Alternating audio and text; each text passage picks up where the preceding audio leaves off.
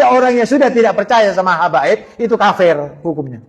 Nanti dulu. Orang yang nggak percaya Habib itu bukan masalah akidah, tetapi masalah nasab atau keturunan. Boleh dong kita nggak percaya kalau Anda dan teman-teman Anda itu bukan keturunan Nabi. Jadi itu tidak dikatakan kafir. Kecuali kalau ada orang yang mengatakan saya tidak percaya Allah dan Rasul. Itu baru dikatakan kafir. Soalnya kalau masalah nasab juga banyak orang yang ngaku-ngaku bahwa keturunan Nabi ternyata bukan. Dan itu ngeri banget.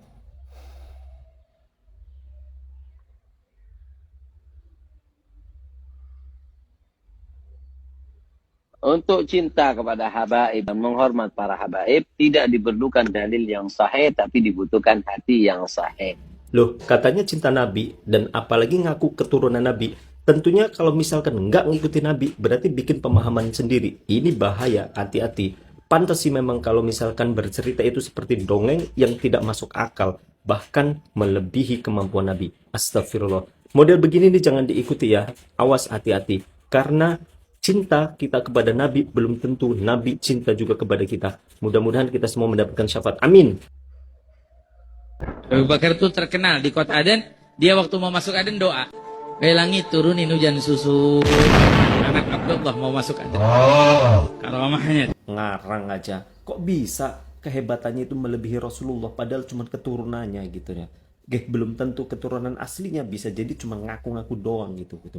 Zaman dulu Rasulullah itu saking laparnya diganjel batu perutnya. Lah ini kok bisa hujan susu? Asal bicara Anda.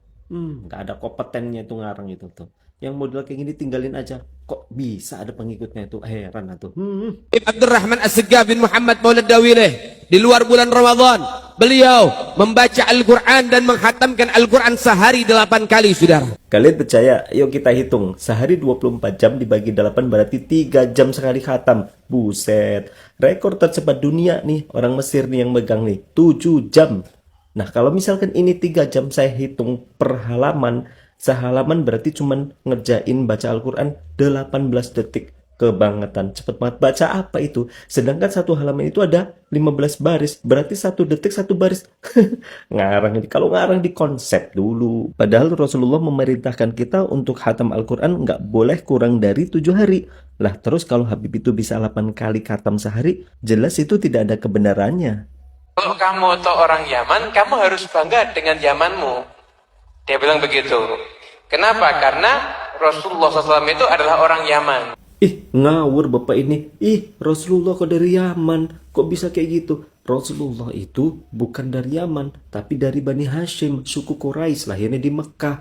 Kok bisa merubah sejarah? Astagfirullahaladzim. Ini kalau orang yang nggak paham diiyain, bahaya banget ini. Awas ya.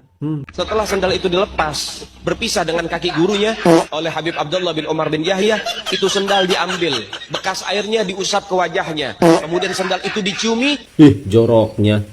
Sehingga dengan hal itu Al-Habib Abdullah bin Umar bin Yahya menjadi wali min auliyaillah yang betul-betul mendapatkan maratib yang tinggi di sisi Allah Subhanahu wa taala. Oh gitu caranya pingin jadi wali.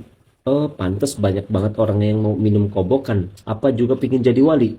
Astagfirullah. Nggak masuk akal. Rasulullah nggak ada yang seperti itu. Katanya keturunan Rasulullah. Katanya ikut Rasulullah. Tapi yang diikutin bukan kebiasaan Rasulullah. Jangan ditiru, oke? Orang yang benci terhadap anak cucu Nabi, maka na'udzubillah min dalik, meninggalnya dia dalam keadaan non-muslim. Tidak ada yang benci cucu Nabi, hanya saja meragukan bahwa itu cucu Nabi dilihat dari kelakuannya. Mengaku kemampuannya lebih daripada Nabi, dan yang lebih bahaya adalah berdusta atas nama Nabi. Dan statement yang Anda sampaikan terakhir tadi adalah supaya orang-orang takut sehingga mengikuti yang katanya kalian adalah cucu Nabi padahal diragukan kebenarannya. Beberapa aulia wassalihin disuruh masuk surga dia nggak mau.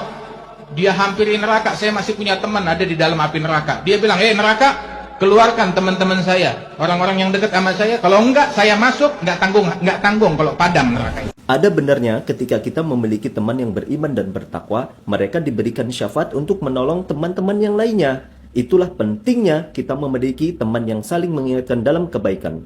Cuman yang disampaikan Habib itu, yang katanya Habib, itu seakan-akan petantang petenteng di dalam akhirat, minta dimasukkan ke surga nggak mau, terus masuk ke neraka untuk nyelamatin teman yang lainnya. Bahkan kalau nggak mau dipadamin api neraka. Kan ini ngawur, ini sok-sokan, petantang-petantangnya. Ada juga dia nggak bakalan dimasukkan lagi ke surga. Dusukin aja ke neraka. Na'udzubillah, astagfirullah. Jangan ditiru, oke?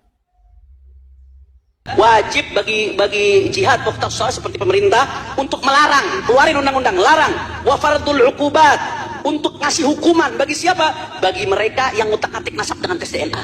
Ini rekomendasi Forum Fikih Dunia. Forum Fikih Dunia yang mana tuh? Kok kayaknya nggak pernah denger? Ibaratnya kita nih punya madu, kemudian mau dites uji laboratorium, tapi ada yang laporin bahwasanya dilarang uji tes laboratorium. Jadi gimana? Semakin curiga dong kalau ini madu palsu. Sama halnya dengan tes DNA tadi. Ya semakin juga curiga. Jangan-jangan palsu juga. Ya saya kalau misalkan pakai sorban seperti Habib itu pantas nggak jadi Habib. Walaupun nggak pantas-pantas amat, tapi ya mudah-mudahan bisa menyampaikan kebenaran lah. Bismillah. Beliau 40 tahun sholat subuh dengan menggunakan wudhu isya. Pernah beliau mengatakan setahun penuh beliau nggak tidur lah siang wala malam. Kalian percaya rekor terlama nggak tidur itu namanya Randy Gardner sampai 11 hari. Akibatnya dia nggak tidur selama itu, dia sampai berhalusinasi, hilang ingatan, dan parno, kecemasan atau ketakutan berlebih. Dan itu kan bahaya. Dan ini Habib sampai 1 tahun nggak tidur. Aneh gitu. Maka pentingnya nyari guru yang sesuai dengan tuntunan Al-Quran dan Sunnah, bukan hanya ngarangan belaka, oke? Yang nyucap tangannya Habib tidak ada kecuali orang NU. Oh gitu ya Pak. Kalau nggak ada NU, nggak ada yang menghormati orang-orang itu. Habib yang dari. Kalau kayak gitu berarti teman-teman NU bilangin aja supaya jangan ngikutin Habib-Habib yang ngawur-ngawur itu, cerita nggak masuk akal itu, biar bubar mereka, ya kan? Udah tinggalin aja, yuk.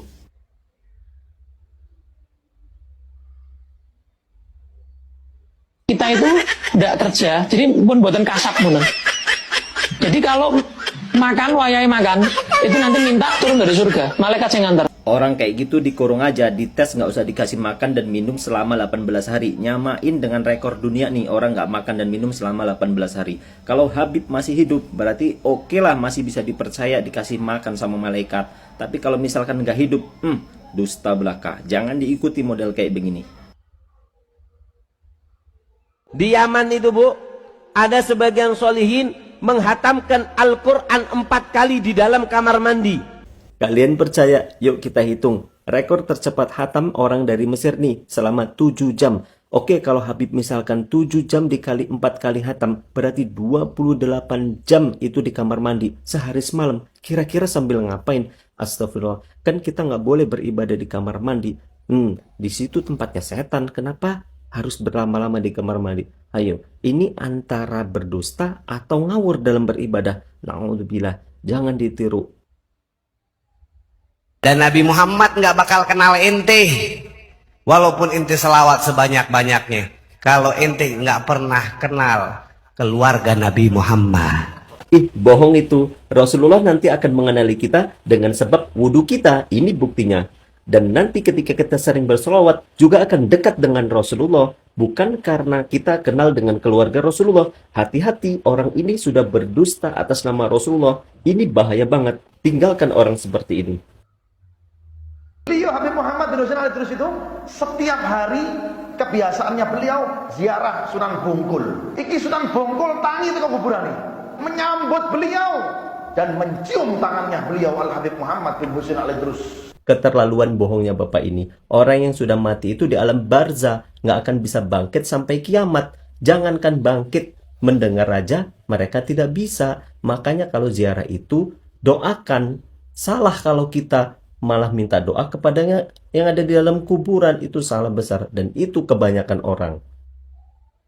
Kalau kamu makan makanannya Habib Abdullah Al-Haddad, insya Allah kamu sembuh. Mohon maaf, makanannya habis. Kalau kamu mau, air kobokannya masih ada. Ya kan teman masih ada bekas makanannya kan? Nggak apa-apa Habib, saya minum Habib. Diminum, sembuh. Kalian mau nggak kalau pas sakit perut, ada yang ngomong tuh, kalau mau sembuh minum air kobokan. Kira-kira mau nggak? Ayo. Secara medis nggak nyambung. Tapi ya kalau memang sembuh, ya itu karena Allah gitu. Cuman yang disampaikan Bapak ini seakan-akan Hebat betul ya, karomah Habib itu sampai kobokan bisa menyembuhkan. Astagfirullah.